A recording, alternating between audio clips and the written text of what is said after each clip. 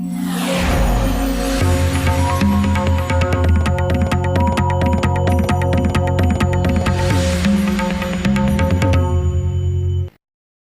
श्री कृष्णा। दोस्तों नचिकेता और यमराज के बीच हुए संवाद का उल्लेख हमें कठोपनिषद में मिलता है।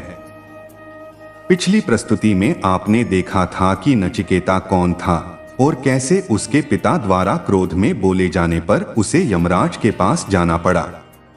अगर आपने उस प्रस्तुति को नहीं देखा तो पहले आप उसे देख ले, उसके बाद इस प्रस्तुति को देखे। मैंने उसका लिंक डिस्क्रिप्शन में डाल दिया है।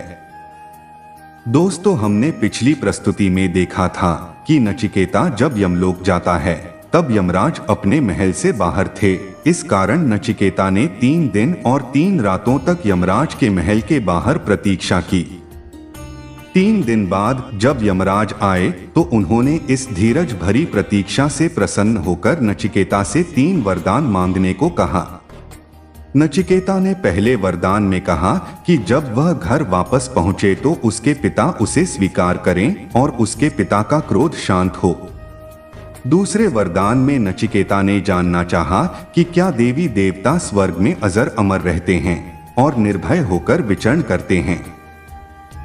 तब यमराज ने नचिकेता को अग्नि ज्ञान दिया, जिसे नचिकेताग्नि भी कहते हैं। तीसरे वरदान में नचिकेता ने पूछा कि हे यमराज, सुना है कि आत्मा अजर अमर है, मृत्यु एवं जीवन का चक्र चलता रहता है, लेकिन आत्मा न कभी जन्म लेती है और न ही कभी मरती है।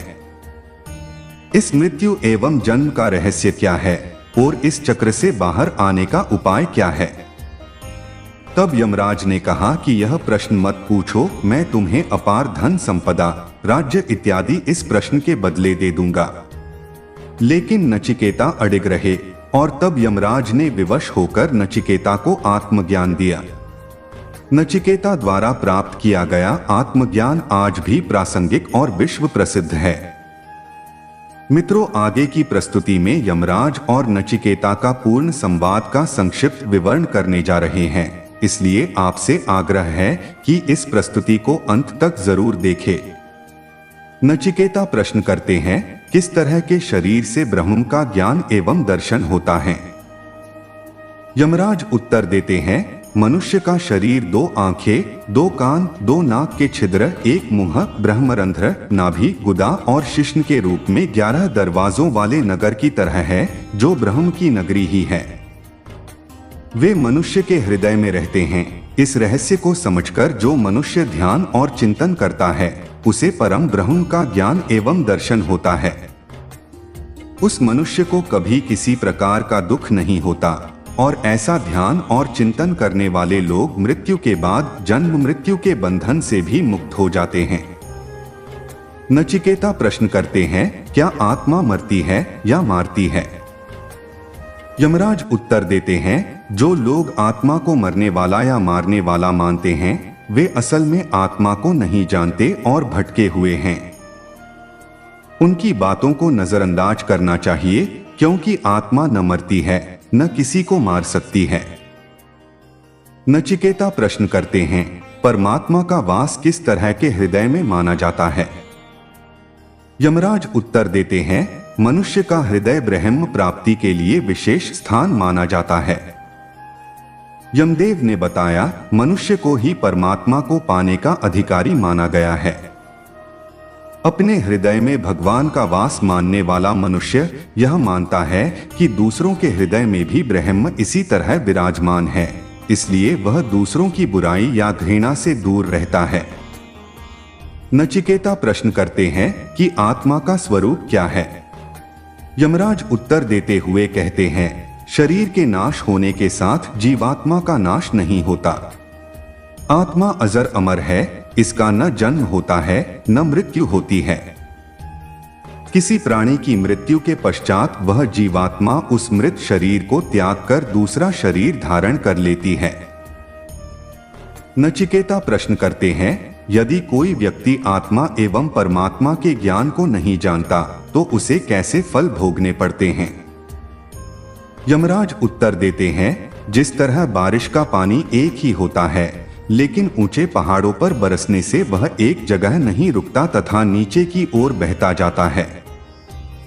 वह पानी जिस प्रकार अनेकों प्रकार के रंग रूप और गंध में बदलता है, उसी प्रकार एक ही परमात्मा से जन्म लेने वाले देव, असुर और मनुष्य भी भगवान को अलग अलग मानते हैं और अलग मानकर ही पूजा करते हैं। वह सुर असुर बारिश के जल की तरह ही कई योनियों में अपने कर्मानुसार भटकते रहते हैं। नचिकेता प्रश्न करते हैं, कैसा है ब्रह्म का स्वरूप और वे कहां और कैसे प्रकट होते हैं?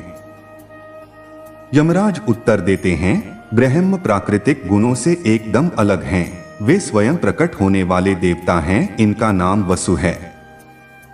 वे ही मेहमान बनकर हमारे घरों में आते हैं। यज्ञ में पवित्र अग्नि और उसमें आहुति देने वाले भी वसु देवता ही होते हैं। इसी तरह सभी मनुष्यों, श्रेष्ठ देवताओं, पितरों, आकाश और सत्य में स्थित होते हैं। जल में मछली हो या शंख, पृथ्वी पर पेड़ पौधे, अंकुर, अनाज, औषधि हो या पर्वतों में नदी, झरने और यज्ञ फल के तौर पर भी ब्रह्म ही प्रकट होते हैं। इस प्रकार ब्रह्म प्रत्यक्ष देव हैं। नचिकेता प्रश्न करते हैं, आत्मा निकलने के बाद शरीर में क्या रह जाता है? यमराज उत्तर देते हैं, जब आत्मा शरीर से निकल जाती है तो उसके साथ प्राण और इंद्रिय ज्ञान भी निकल जाता है। मृत शरीर में क्या बाकी रहता है यह नजर तो कुछ नहीं आता, लेकिन वह परम ब्रह्म शरीर में रह जाता है जो हर चेतना और जड़ प्राणी में विद्यमान है। नचिकेता प्रश्न करते हैं, मृत्यु के बाद आत्मा को क्यों और कौन सी योनियां मिलती हैं? यमराज उत्तर देते हैं, अच्छे बुरे कामों और शास्त्र ज्ञान, गुरु संगति, शिक्षा और व्यापार के माध्यम से देखी सुनी बातों के आधार पर पाप पुण्य होते हैं। इनके आधार पर ही आत्मा मनुष्य या पशु के रूप में नया जन्म प्राप्त करती है। जो लोग बहुत ज्यादा पाप करते हैं वे मनुष्य और पशुओं के अतिरिक्त अन्य योनियों में जन्म पाते हैं। अन्य योनियां जैसे पेड़ पौधे, पहाड़, तिनके आदि। नचिकेता प्रश्न करते हैं, आत्मज्ञान और परमात्मा का स्वरूप क्या है? यमदेव ने नचिकेता को ओम को प्रतीक रूप में परम ब्रह्म का स्वरूप बताया। उन्होंने बताया कि अविनाशी प्रणव यानी ओंकार ही परमात्मा का स्वरूप है। ओंकार ही परमात्मा को पाने के सभी आश्रयों में सबसे सर्वश्रेष्ठ और अंतिम माध्यम है। सारे वेद कई तरह के छंदों व मंत्रों के माध्यम से यही रहस्य बताए हैं। जगत में परमात्मा के इस नाम व स्वरूप की शरण लेना ही सबसे बेहतर उपाय है।